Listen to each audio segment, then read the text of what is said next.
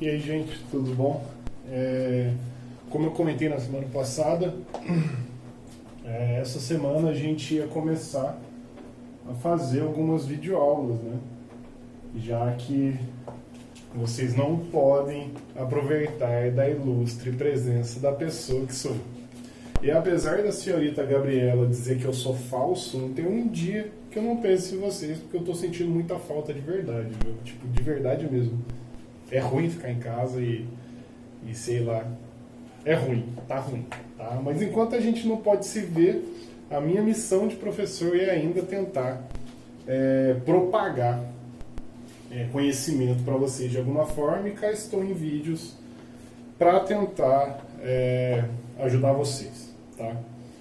Já queria adiantar que não é um assunto simples, tá? Eu preciso de verdade que vocês tentem fazer os próximos exercícios. Aí na semana que vem a gente vai fazer um plantão de dúvidas para a resolução de exercícios juntos, tá bom?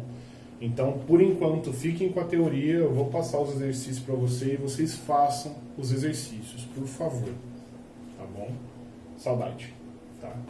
Então, para relembrar os últimos assuntos que a gente tratou, a gente falou de mistura de soluções, né? E até o momento a gente não misturou nenhuma solução que reagisse efetivamente, né? A partir de agora a gente vai falar, na verdade a partir de agora não, esse assunto especificamente que a gente vai falar é sobre mistura de soluções que reagem agora, tá? Ah, Lelis, mas qualquer coisa reage? Não, não é assim que funciona. Especificamente quando a gente falar de mistura de soluções que reagem, a gente vai estar falando de titulação. Titulação é dar título, ou seja, é determinar concentrações a partir de uma solução que a gente chama de solução padrão, de concentração conhecida, e de uma solução problema, que é a solução que eu não consigo saber a concentração ainda. Ou seja, basicamente o que isso tudo quer dizer? Eu vou ter uma solução de uma substância que eu sei a concentração e outra que eu não sei. O objetivo é determinar a concentração da que eu não sei a partir da que eu sei. O que isso quer dizer? Majoritariamente, 90% dos casos, vocês vão fazer titulação, vocês vão misturar um ácido e uma base. Como a gente já falou muito anteriormente, toda vez que a gente reage um ácido com uma base, eu formo sal e água. Isso foi um assunto do primeiro ano, do terceiro bimestre. A gente falou de sais e de bases. Toda vez que a gente mistura sal e ácido, a gente tem... Toda vez que a gente mistura ácido e base, a gente tem sal e água. Não sei se vocês vão lembrar, eu brinquei que é a reação que faz a bolacha de água e sal. Justamente porque o produto da reação, da mistura de duas soluções, uma solução ácida com uma solução básica, é a formação de um sal e de água. Tudo bem? Então, basicamente, o H+, que o ácido libera, ele reage com o OH- que a base libera na água, né? Então, os dois reagindo vão formar água, tá? Então, sempre que a gente falar de mistura de soluções que reagem, a gente vai falar da mistura de um ácido com uma base. Reagindo os dois, eu formo sal e água. Então, essa é a parte teórica desse assunto todo. Para fazer tudo isso, você precisa saber que eu vou misturar um ácido e uma base e que o produto da reação desse ácido com essa base vai ser sal e água. Só que não é bonitinho assim, não cai só a teoria em tudo que vocês vão fazer na vida, inclusive a minha prova. Então a gente está falando de conta, a gente está falando de cálculos estequiométricos que envolvem as reações de ácidos e bases. Ah, quer dizer então que eu tenho que saber nome de ácidos, eu tenho que saber nome de base, eu tenho que saber nome de sais? É isso mesmo. Então, se você não estudou muito bem esse conteúdo no ano passado, ou então se você estudou e apagou da memória de vocês, eu acho bom vocês relembrarem isso. Tudo bem? Lembrar o que é um ácido, lembrar o que é uma base, lembrar os nomes de ácidos, nomes de bases, o que é um sal, lembrar os nomes dos sais, como dar nome aos sais. Isso é extremamente importante para esse conteúdo. Até porque a gente vai ter que fazer reações de ácidos e bases. Se a gente não fizer a reação, a gente não consegue resolver o exercício. Fechado? Então vamos lá. Eu vou descrever um processo laboratorial para vocês, que eu espero conseguir fazer assim que a gente voltar. Tá? Esse é um experimento que eu quero fazer para vocês verem, tá bom? Então eu vou levar esse aparato químico aqui, essa vidraria que se chama bureta, tá? Então essa bureta é um vidro bem compridinho assim, com uma torneirinha embaixo. Então com essa torneirinha eu consigo regular a quantidade de substância que eu jogo aqui embaixo. E aqui embaixo eu tenho o Erlenmeyer, né? O Erlenmeyer é uma vidraria que tem essa característica, essa forma aqui. É bem conhecido, na verdade. O Erlenmeyer, ele tem tudo quanto é... Quando você coloca química no Google, a primeira coisa que vai aparecer é o Erlenmeyer, que é essa vidraria aqui. Então, basicamente, na bureta, eu vou colocar o meu ácido, como exemplo que está aqui. Tá? Coloquei o ácido nesse exemplo, também poderia ser a base. O importante de notar aqui é que é um ácido que é HCl. HCl é o ácido clorídrico. Tem um volume de 25 ml aqui. Ou seja, eu despejei 25 ml.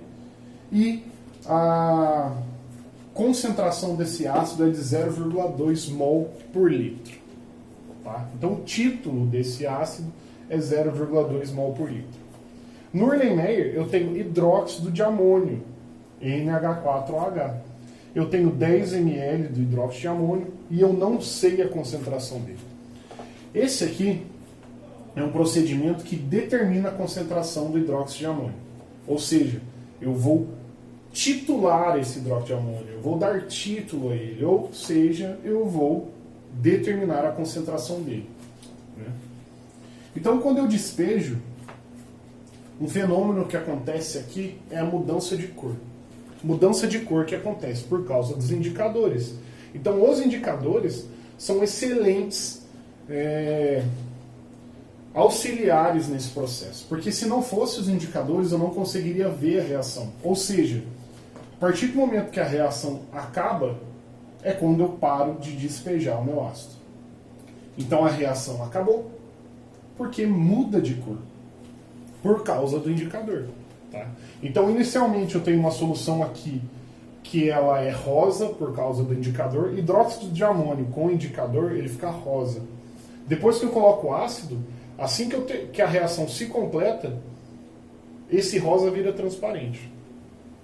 Então, para os 10 ml eu ficar transparente, eu tive que, os 10 ml que estavam rosa ficarem transparentes, eu tive que adicionar 25 ml do ácido. Perfeito? Ou seja, a concentração se igualou, ou seja, o número de mol de H+, ficou igual ao número de mol de OH-. Basicamente, a conta que eu tenho que fazer é essa. Eu acho o número do mol de H+, eu acho o número de mol de OH-, e fechou a minha reação. Ou seja, como que eu acho o número de mol de cada uma dessas espécies? Uma das maneiras que a gente viu para cálculo de concentração é a cálculo de concentração em quantidade de matéria por litro, que é um M, ou, não sei se vocês vão lembrar, é um colchetezinho assim. Ó. Isso aqui é concentração em quantidade de matéria, ou concentração molar, ou concentração molar, tem vários nomes. Vocês precisam revisar isso de novo, caso não lembrem. Então, a concentração molar eu calculo por número de mol dividido pelo volume. O número de mol em mol e o volume em litros. Tá? Se eu isolar o número de mol, eu vou descobrir que o número de mol é igual à molaridade, é a concentração molar, que é o famoso mol por litro, vezes o volume, que está em litro. Tá bom? Então, se eu fizer concentração molar vezes o volume do ácido, eu vou achar o número de mol do ácido? É exatamente isso. Se eu fizer concentração molar vezes o volume da base, eu vou achar o número de mol da base? Exatamente. É bem simples de se fazer. O que isso quer dizer? Vamos olhar o nosso ácido. A concentração molar do ácido é 0,2 mol por litro. 0,2 mol por litro. O volume do ácido é 25 ml. Reparem que eu comentei que o volume é em litro. Tem que ser em litro. Nesse caso, por ser uma igualdade, você pode colocar ml dos dois lados ou litro dos dois lados, tanto faz. Olhando para a base agora. A concentração molar da base é o que eu quero definir. O volume da base é 10 ml. Está aqui. 10 vezes 10 ml. Ou seja, a concentração molar vai ser 0,2 vezes 25 dividido por 10. Fazendo de cabeça essa conta, 2,5 vezes 2 dá 5, 5 com 0, dá 0,5 mol por litro. Ou mol vezes litro é menos 1. Tá bom? Então, basicamente, eu preciso fazer essa conta para determinar a concentração da base, que eu não sabia a concentração até então. Fazendo a reação, né, reação química aqui, eu tenho que o hidróxido de amônio, vou grifar em vermelho a base, tá? Reage com HCl, que eu vou grifar em azul, e vai formar, vou circular aqui, cloreto de amônio e água. Então esses foram os produtos. Tá? Ou seja, essa reação ela está balanceada. Então vocês sempre vão ter que conferir se a reação está balanceada depois de fazer essa conta. Se a equação estiver balanceada e eu tiver 1 mol para 1 mol, essa é a resposta. Tá? O que isso quer dizer?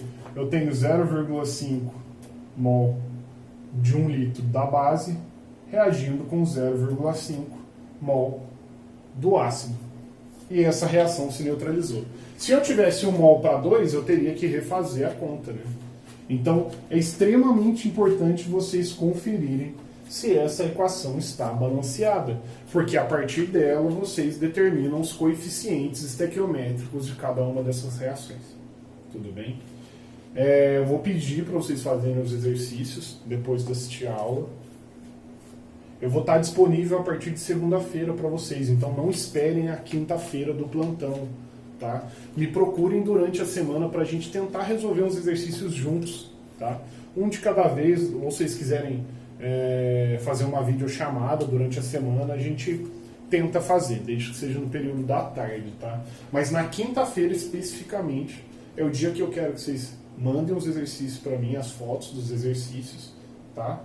Tentem fazer. Se vocês não estiverem conseguindo fazer, não copia da internet, não copia do amigo. Por favor, tentem fazer esse exercício. Extremamente importante, tá?